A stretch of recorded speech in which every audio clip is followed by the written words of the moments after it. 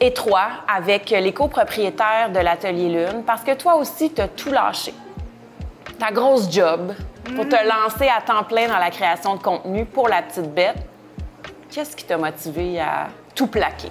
C'est une excellente question. En fait, ce qui est arrivé, ça a été un peu graduel. J'ai l'air d'avoir tout lâché, mais on avait lancé La Petite Bête, mon chum et moi, 2 ans avant, en 2015. Et ça a commencé à grossir, puis on a réalisé, ce qui était génial, c'est qu'on mettait quelque chose en ligne, une recette, une vidéo. Puis là, les gens, tout de suite, c'est dans l'instantané, les médias sociaux. Ils nous disaient « Oh, c'est merveilleux, c'est le fun, ça nous fait du bien de vous écouter, j'ai testé ta recette. » Puis là, tout à coup, ça te nourrit. Et j'avais la grosse job et La Petite Bête.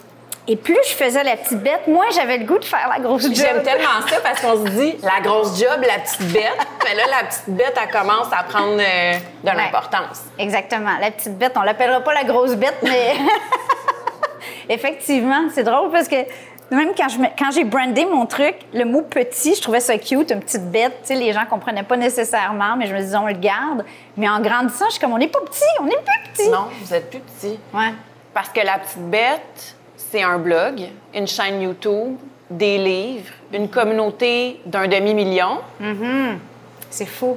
C'est fou. C'est fou, effectivement. Ce qu'on a, tu sais, au fil des années, on rentre dans notre 9e année. Puis des fois, il faut que je prenne du recul puis je regarde ça pour me dire, hey, on est rendu tout un paquet de monde. Si je mettais ça dans un stade, on dirait que sur les médias sociaux, des fois, on voit des chiffres puis ça semble comme, tu sais, 50 000 vues sur une vidéo. Tu sais, tu dis, c'est le fun. Mais si tu t'imagines ces 50 000 personnes-là, puis aussi, au quotidien, moi, je reçois des photos. Tu sais, j'ai des gens qui disent, à 7 h du matin, je mettais une nouvelle vidéo, ma vinaigrette, la sauce ranch. Ouais. Je te jure.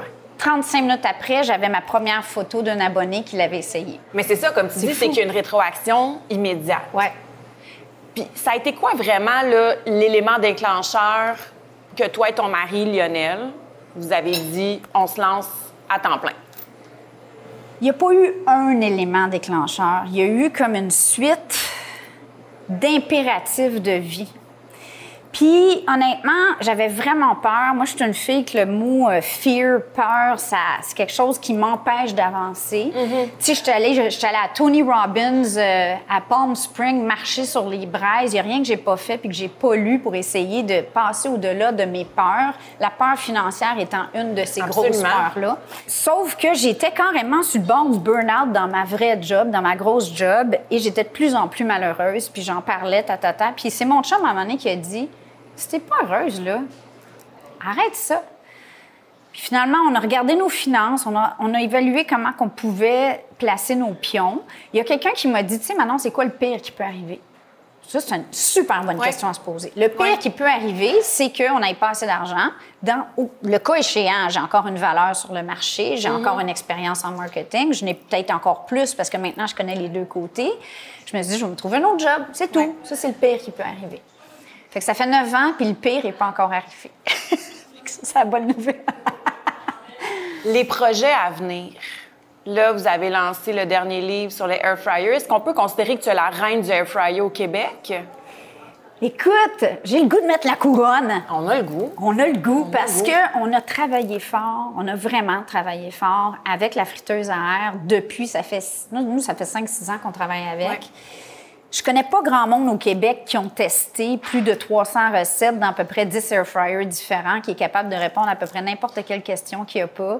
Donc, j'ose, pour une fois, d'habitude, je serais comme non, je suis pas la reine. Mais là, je la porte, la couronne. Je le déclare, on est quand même hot en air fryer.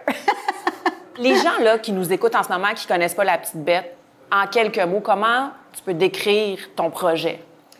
La Petite Bête, c'est vraiment un projet commun. On est moi et mon chum.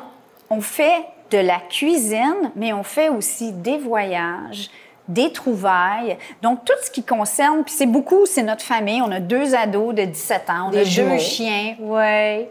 On aime voyager, mais on aime voyager pour manger ou manger en voyageant. Donc, ça, c'est quelque chose, je pense, que beaucoup de gens partagent quand on choisit une destination. Tu sais, moi, il y a des destinations où je suis comme, ouais, c'est un petit peu moins attrayant, là. Exactement. Et le côté cuisine très tutoriel, très cuisine fait maison, approchable. On a 3 piliers, la friteuse à air fryer sur lesquels on est très populaire, la boulangerie qui depuis des années, donc en temps de pandémie, tout le monde faisait mon pain. Je recevais 22 Même photos moi, par j'ai jour. fait ton pain. Je ne fais pas de pain, mais j'ai fait le tien.